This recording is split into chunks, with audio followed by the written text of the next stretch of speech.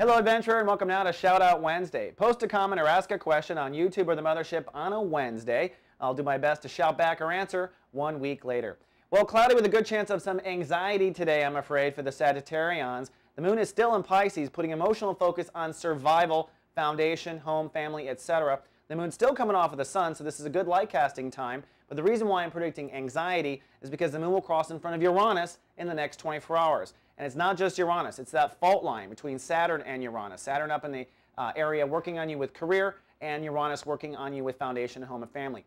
Typically what happens is when the moon and Uranus come together, the universe is forcing you to innovate the way you emotionally respond to certain things. So this is likely going to be a moment where you might panic about your survival or panic about how grounded or not grounded you are. And that, of course, ties in career. If you can't afford to pay rent, for instance, you're going to worry about career. And the trick here is to keep moving with your career, stay on your path, and not allow yourself to get pulled too left or right when you emotionally freak out. We don't want to have our emotions be wild. So there's a likely chance of a little anxiety, but I think you guys will get past it if you stay true to your hearts.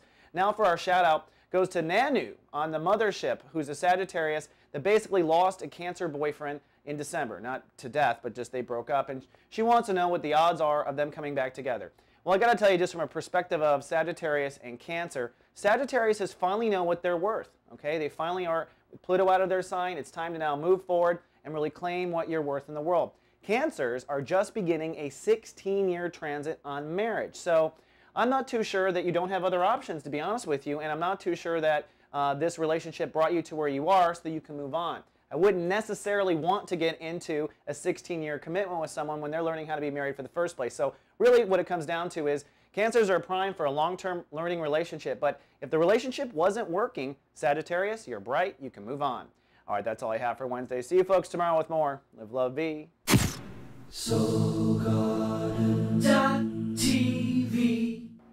Hello, Christopher Witecki here, your friendly neighborhood astrologer.